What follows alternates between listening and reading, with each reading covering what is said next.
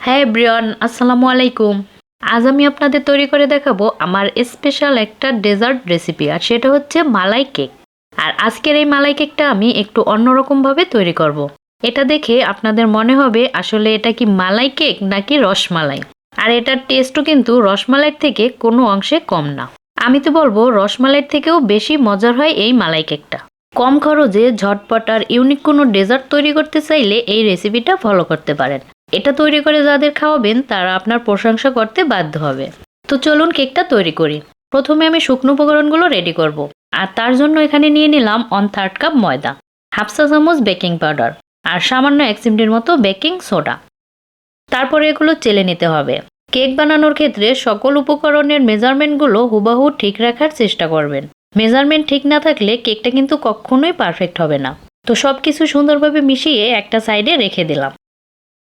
তারপর এই যে একটা বলের ভিতরে নিয়ে নিলাম রুম টেম্পারেচারে থাকা একটা ডিম। ডিমটা অবশ্যই রুম টেম্পারেচারে থাকতে হবে। ফ্রিজের ডিম ব্যবহার করলে কমপক্ষে 1 ঘন্টা আগে নামিয়ে রাখতে হবে। তারপরে এর ভিতরে দিলাম 1/4 কাপ চিনি। এবার বিটের স্পিড 1 এ রেখে এটাকে বিট করব যতক্ষণ পর্যন্ত চিনিটা পুরোপুরি গলে না যায়। আর এই তো প্রায় 2 মিনিটের মতো বিট করার পরে চিনিটা পুরোপুরি গলে গেছে। এবার এর ভিতরে দিলাম 1 চা চামচ তেল। আর দিলাম হাফ চা চামচের মতো মিল্ক ইমালশন।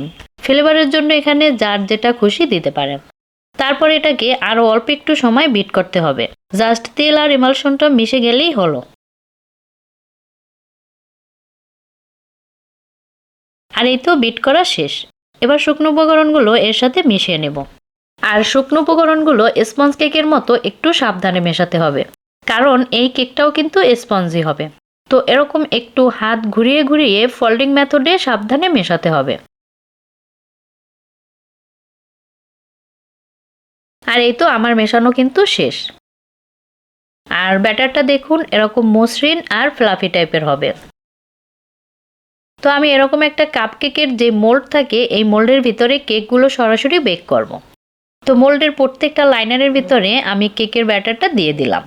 আর একটু স্পেস রেখে তারপরে ব্যাটারটা দিতে হবে, যাতে কেকগুলো ফুলে ওঠার জায়গা পায়।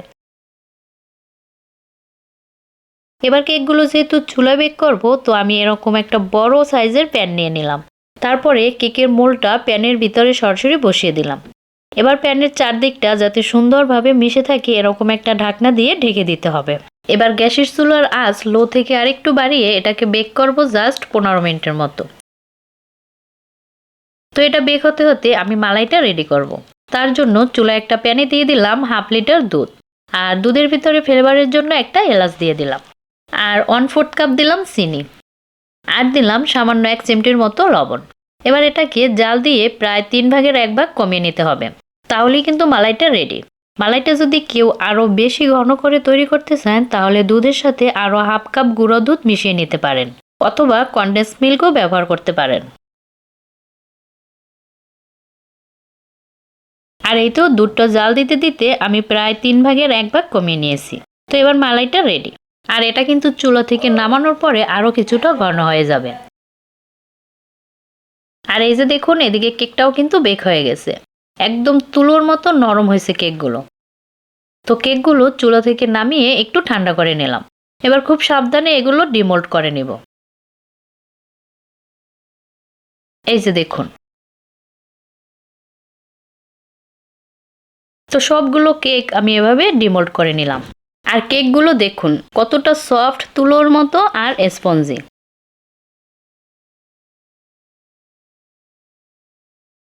আর এই যে দেখুন মালাইটা। মালাইটা কিন্তু এখনো হালকা গরম আছে। আর এই হালকা গরম মালাইয়ের ভিতরেই কিন্তু কেকগুলো দিতে হবে। তো কেকগুলো দিয়ে দিলাম।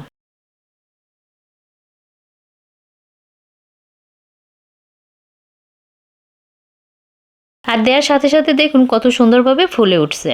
তারপরে উপর থেকে দিলাম কিছুটা বাদাম কুচি। তো এবার আমি এটাকে ঢেকে 1 ঘন্টার মতো রেখে দেব। চাইলে সারা রাতও এভাবে রেখে দিতে পারেন। আর ঘন্টাখানেক পরে এই যে দেখুন এটার লুকটা একদম মুখে পানি আসার মতো একটা লুক হয়েছে।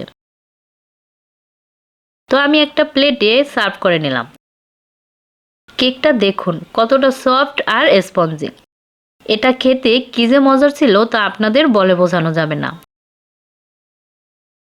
তো আই হোপ ভিডিওটি আপনাদের ভালো লেগেছে। ভালো লাগলে সবসময় আমার চ্যানেলের সাথে থাকবেন। ভালো থাকবেন সবাই। আল্লাহ হাফেজ।